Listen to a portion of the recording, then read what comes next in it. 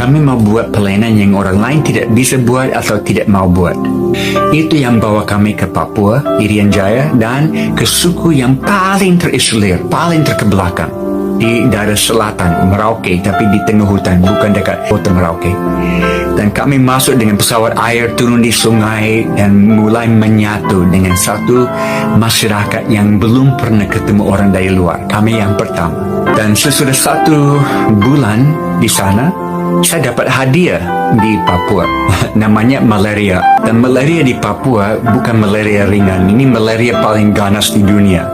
Angkatan Laut dari Amerika sudah buat penelitian di seluruh dunia dan mereka menemukan di Papua adalah malaria yang tidak selalu bisa diobati dengan obat yang ada. Selalu mutasi baru. Saya dapat malaria, panas tinggi, menggigil, muntah, dievakuasi dengan pesawat air keluar, kembali.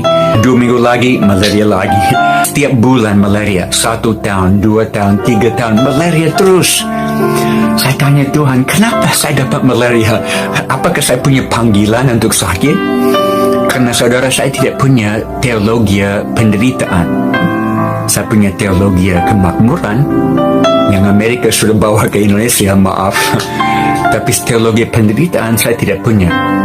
Saya harus belajar itu di Indonesia. Di mana saya percaya Tuhan adalah Jehovah Rafa yang mau menyembuhkan. Tapi kadang-kadang dalam hikmat dan pengetahuan dia sendiri, dia delay, dia tunda kesembuhan untuk maksud yang lebih mulia, di mana kita bisa mencerminkan Yesus kepada dunia di dalam penderitaan kita. Dan saya dapat malaria terus sampai tahun ketiga ada terobosan dan banyak orang bertobat di suku kami, sampai menjadi kegerakan 80% suku ini percaya Yesus. Beberapa tahun kemudian saya di satu rumah tradisional, kami duduk keliling api, bakar sagu, omong-omong, dan ada satu bapa tanya saya, Jim, masih ingat tahun-tahun pertama waktu selalu sakit?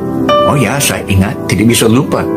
Kami lihat Jim jatuh sakit, dibawa keluar, kami pikir dia tidak akan kembali. Tapi kembali lagi, jatuh sakit lagi, dibawa keluar, kami pikir dia tidak akan kembali. Tapi kembali lagi. Ini mulai bicara kepada hati kami bahwa Jim bawa berita yang begitu penting, kami harus dengar ini. Apakah saudara bisa tangkap ini?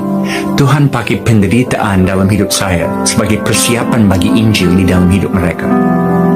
Dan kalau saya bisa menderita supaya satu suku datang kepada Tuhan, why not? Kenapa tidak? Beberapa tahun lalu, saya mulai kehilangan kemampuan lihat dengan mata kiri. Karena obat malaria itu keracunan. Dan kalau dimakan terus bertahun-tahun bisa bikin mata buta. Dan saya mulai buta mata kiri. Saya ke Houston Medical Center di Houston, Texas di Amerika. Mereka periksa di dalam, di luar. Dan akhirnya saya dipanggil ke kantor dokter. Dan dia kasih lihat semua hasil penelitian. Dan dia bilang, matamu sudah rusak permanen. Ini kondisi tidak akan membaik, ini akan merosot dan mata yang lain akan ikut. Saya duduk santai. Oke dokter, terima kasih. Dia tegas. Apakah saudara mengerti ini tidak akan membaik? Ini akan memburuk. Oke, terima kasih. Saya bangkit berdiri mau menuju ke pintu, mau keluar. Dia stop saya, dia cegah saya di pintu. Dan dia dengan suara keras paling terakhir. Dan saya tidak bisa jamin kalau saudara kembali ke Papua dan dapat malaria satu kali lagi, bisa buta total. Terima kasih dokter. Saya tahu dari dunia medis tidak ada penjelasan kenapa saya bisa melihat. Tapi Tuhan beri kasih karunia cukup 1 hari demi 1 hari bagi saya. Dan kalau saya bisa kehilangan mata karena satu suku datang kepada Tuhan, why not? Kenapa tidak? Kami punya 3 anak perempuan yang lahir besar di hutan Papua. Kami homeschool mereka supaya mereka ada dalam tim pelayanan bersama kami.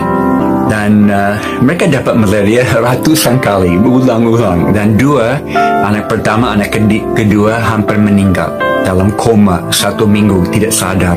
Dan obat tidak menolong dan tidak ada pesawat untuk evakuasi. Kami hanya basuh mereka dengan air dan doakan, dan akhirnya sesudah 1 minggu Tuhan kembalikan mereka kepada kami. Tapi susah, tidak gampang sebagai ayah yang bertanggung jawab. Ada rekan-rekan misi yang lain yang tegur saya. Mereka bilang, Jim tidak bertanggung jawab. Ini terlalu bahaya, harus pulang ke Amerika, tidak bisa tetap di tengah hutan. Saya bergumul dan satu hari saya berdoa, Tuhan, saya percaya panggilan-Mu masih ada di atas hidup kami. Dan saya buat semua yang ada dalam kemampuan saya untuk menjaga keluarga saya. Saya harus percaya Engkau akan mencukupi kekurangan saya. Dan hari itu saya dapat damai sejahtera dalam hati saya. Saya tahu Tuhan akan selalu mencukupi kekurangan saya. Dan kalau saudara ketemu anak-anak saya, mereka sangat senang. Mereka besar di hutan Papua. Mereka tidak rasa kekurangan sedikit pun. Mereka rasa mereka anak-anak yang paling kaya di dunia.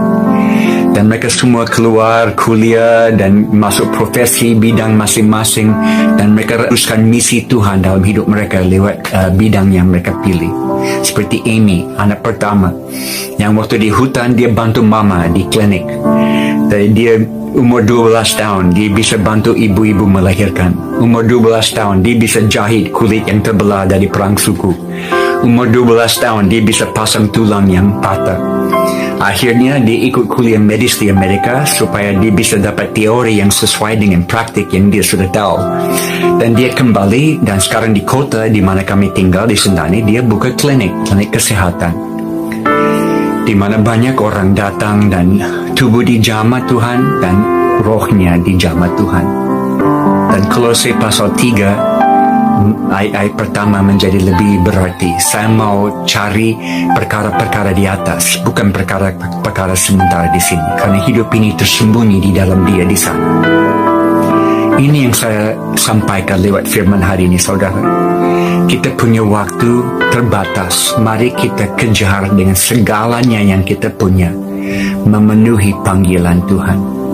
Karena hidup ini bukan tentang kenikmatan kami, tapi bagaimana kami bisa dipakai dalam tangan Tuhan, alat yang berguna untuk membawa banyak orang kepada Dia dengan waktu yang sisa yang kita punya.